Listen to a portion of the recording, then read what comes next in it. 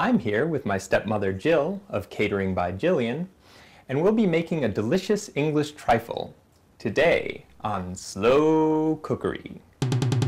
Come with me and we'll go to the slow cookery. Please slow down. Come with me and we'll go to the slow cookery. Please slow down. Yes sirree, don't you know it's my show that's called Slow Cookery.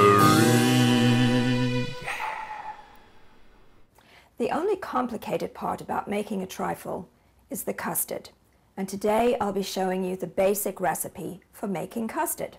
The ingredients are 1/4 cup of sugar, 2 tablespoons of cornstarch, that's 1/8 cup, 1/4 teaspoon of salt, 1½ cups of milk, 2 egg yolks, 1 teaspoon of vanilla extract, and just 1 teaspoon of butter.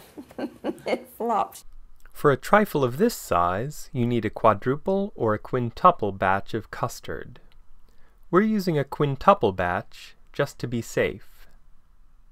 You'll also need pound cake. For a trifle of this size, we're using a whole pound, raspberry jam, frozen raspberries and syrup.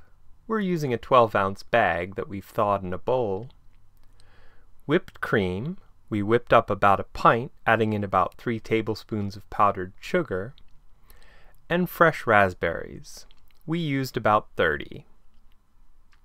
Incorporate gently with that whisk the sugar, cornstarch, and salt, just so it's mixed up fairly well.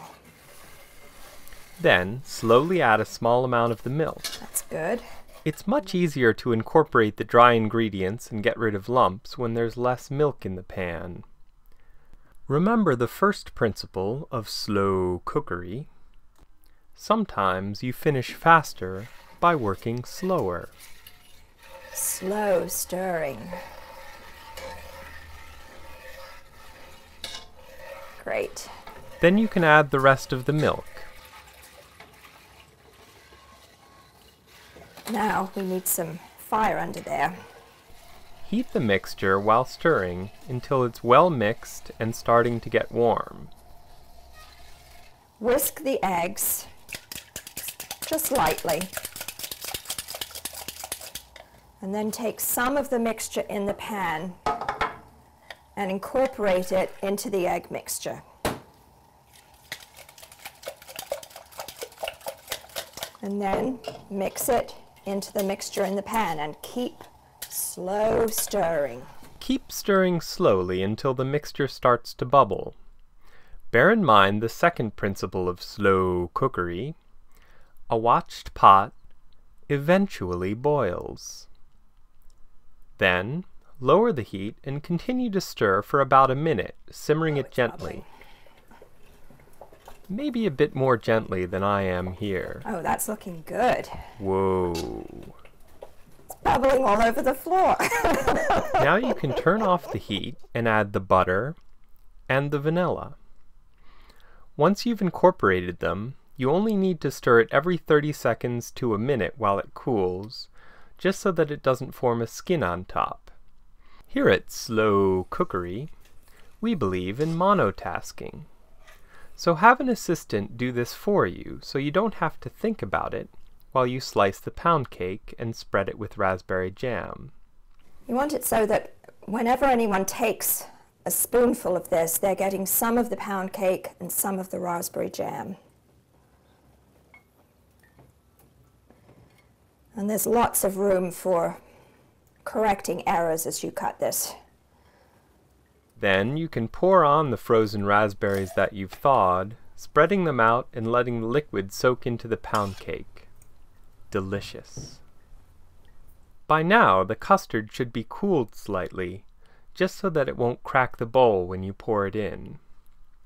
Once you've poured the custard on top of the trifle, cover it with plastic wrap. You can press it down. What you're trying to avoid is it having a skin on the top. And then you refrigerate it until it's really cool. When the trifle is cooled, remove it from the refrigerator, remove the plastic wrap, and then you will spread it with whipped cream.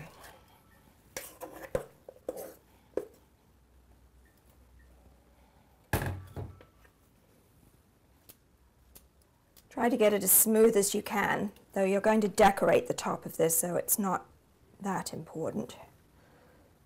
You can tidy up the edges with a damp towel afterwards.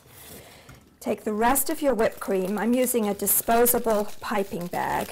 Put your nozzle in. Make a cup over the top. Put a good amount of whipped cream into the bag. You squeeze it down and start piping.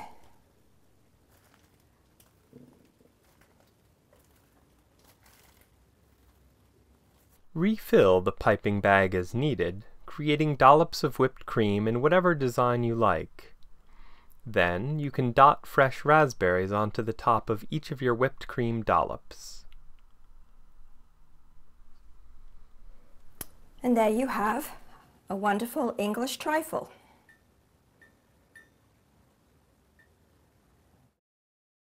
You've been enjoying Slow Cookery with Jamie Siako.